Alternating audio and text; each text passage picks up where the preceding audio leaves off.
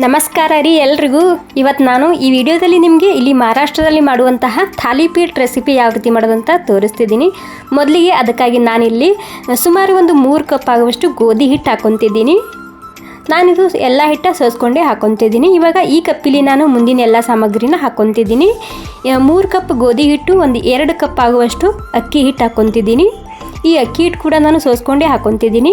ಮತ್ತು ಅರ್ಧ ಕಪ್ ಆಗುವಷ್ಟು ಜೋಳದ ಹಿಟ್ಟು ಹಾಕ್ಕೊತಿದ್ದೀನಿ. ನೀವಿಲ್ಲಿ 1 ಕಪ್ ಹಾಕ್ಕೊಂಡ್ರೆ ಭೀ ನಡೆಯುತ್ತೆ ಜೋಳದ ಹಿಟ್ಟು.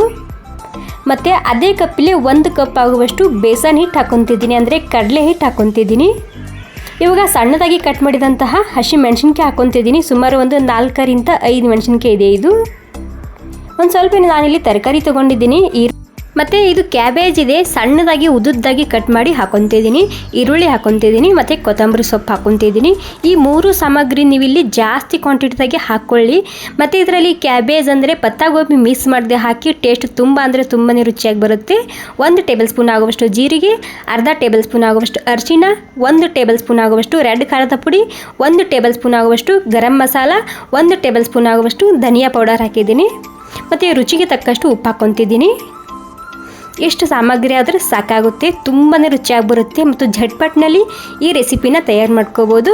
ಇವಾಗ ಮೊದಲಿಗೆ ನಾನು ಎಲ್ಲನೂ ಸೇರಿಸಿ ಹಾಗೆಯೇ ಮಿಕ್ಸ್ ಮಾಡ್ಕೊತಿದ್ದೀನಿ. ಇವಾಗ ಇದರಲ್ಲಿ ಎಲ್ಲ ಹಿಟ್ಟು ಹೆಚ್ಚು ಕಮ್ಮಿ ಆದರೂ ಭೀ ನಡೆಯುತ್ತೆ, ಪರ್ಫೆಕ್ಟಾಗಿ ಬರುತ್ತೆ, ಪರವಾಗಿಲ್ಲ. ನೀವು ಒಂದು ಸ್ವಲ್ಪ ಟ್ರೈ ಮಾಡಿ ನೋಡ್ಬೋದು. ಇವಾಗ ನಾನಿಲ್ಲಿ ನೀರು ಹಾಕ್ಕೊಂಡು ಗೋಧಿ ಹಿಟ್ಟು ಯಾವ ರೀತಿ ನಾದ್ಕೊತೀವಲ್ಲ ಚಪಾತಿಗೋಸ್ಕರ, ಆ ರೀತಿ ಇದನ್ನು ನಾನು ನಾದ್ಕೊತಿದ್ದೀನಿ. ಸ್ವಲ್ಪನೇ ನೀರು ಹಾಕ್ಕೊಳ್ಳಿ, ಹದ ಗೊತ್ತಾಗುತ್ತೆ ನಿಮಗೆ ಇಲ್ಲಿ. ಓಕೆ ನೋಡಿ, ನಾದ್ಕೊಂಡಾಗಿದೆ. ಇವಾಗ ನಾದ್ಕೊಂಡಾದ್ಮೇಲೆ ಇದಕ್ಕೆ ಮೇಲೆ ಒಂದು ಸ್ವಲ್ಪನೇ ನಾನಿಲ್ಲಿ ಎಣ್ಣೆ ಹಚ್ತಿದ್ದೀನಿ. ಎಣ್ಣೆ ಹಚ್ಚಿ ಇದಕ್ಕೆ ಒಂದು 10 ನಿಮಿಷ ಆಗೋ ತನಕ ರೆಸ್ಟ್ ಮಾಡೋಕ್ಕೆ ಬಿಡ್ತಿದ್ದೀನಿ. ನಿಮ್ಮಲ್ಲಿ ಟೈಮ್ ಇಲ್ಲ ಅಂದರೆ ನೀವು ಇದಕ್ಕೆ ಕೇವಲ 5 ನಿಮಿಷ ಬಿಟ್ಟರು ಭೀ ನಡೆಯುತ್ತೆ.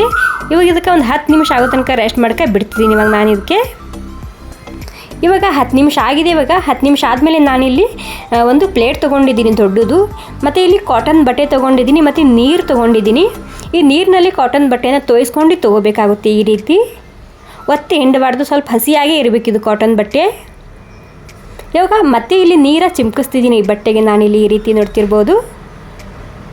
ಓಕೆ ನೋಡಿ, ತುಂಬ ಸರಳವಾಗಿ ಮಾಡ್ಕೋಬೋದು ಈ ರೆಸಿಪಿ. ಇವಾಗ ನಿಮಗೆ ಇಲ್ಲಿ ಎಷ್ಟು ಬೇಕು ಅಷ್ಟು ಸೈಜಿನ ನೀವು ಇಲ್ಲಿ ಮಾಡ್ಕೋಬೋದು. ನಾನು ಸುಮಾರು ಚಪಾತಿಗೆ ಹಿಟ್ಟು ಹಿಡಿತೇವಲ್ಲ ಅಷ್ಟೇ ಹಿಟ್ಟು ಇಟ್ಕೊಂಡಿನಿ ನಾನಿಲ್ಲಿ. ಇವಾಗ ಏನಿಲ್ಲ, ಕೈಗೆ ನೀರು ಹಚ್ಕೊಂಡು ಈ ರೀತಿ ಇದನ್ನು ತಟ್ಕೋಬೇಕಾಗುತ್ತೆ. ನೀವು ಇಲ್ಲಿ ನಿಮಗೆ ದಪ್ಪ ಬೇಕು ತೆಳ್ಳಗೆ ಬೇಕು ನೋಡ್ಕೊಂಡು ತಟ್ಕೊಳ್ಳಿ. ಸಲೀಸಾಗಿ ತಟ್ಕೋಬೋದು. ಈ ರೀತಿ ಆದರೆ ನೀವು ಬಾಳೆ ಎಲೆನ ಮೇಲೆ ಕೂಡ ಮಾಡ್ಕೋಬೋದು. ಈ ರೀತಿ ಬಟ್ಟೆಯಲ್ಲಿ ಎಷ್ಟು ಬೇಕಾದರೂ ಮಾಡ್ಕೋಬೋದು ಒಮ್ಮೆನೇ. ಓಕೆ ನೋಡಿ, ತೆಳ್ಳಗೆ ನಾನು ಈ ರೀತಿ ತಟ್ಕೊಂಡಾಗಿದೆ. ಇಲ್ಲಿ ತವ ಕೂಡ ಗರಮ್ ಆಗಿದೆ. ಒಂದು ಸ್ವಲ್ಪ ಮೊದಲಿಗೆ ನಾನಿಲ್ಲಿ ಎಣ್ಣೆ ಹಚ್ಕೊತಿದ್ದೀನಿ. ನೀವು ಇದು ಚಪಾತಿ ಮಾಡುವಂತಹ ಹಂಚಿನಲ್ಲಿ ಕೂಡ ಮಾಡ್ಕೋಬೋದು. ನಾನಿಲ್ಲಿ ಈ ರೀತಿ ಪ್ಯಾನ್ ಇಟ್ಕೊಂಡು ಒಂದು ಸ್ವಲ್ಪ ಎಣ್ಣೆ ಹಾಕಿದ್ದೀನಿ. ಎಣ್ಣೆ ಹಾಕಿ ಈ ತಾಲಿಪೀಠನ ಹಾಕ್ಕೊತಿದ್ದೀನಿ. ಈ ರೀತಿ ಹಸಿ ಇರುತ್ತೆ ಅಲ್ವಾ, ಬಟ್ಟೆ ಸಲೀಸಾಗಿ ಬೀಳುತ್ತೆ ಅದು ಹಂಚಿನಲ್ಲಿ. ಓಕೆ, ಇವಾಗ ಮೀಡಿಯಮ್ ಗ್ಯಾಸ್ನಲ್ಲಿ ಒಂದು 2 ನಿಮಿಷ ಆಗೋ ತನಕ ನಾನು ಹಾಗೇ ಬಿಡ್ತಿದ್ದೀನಿ.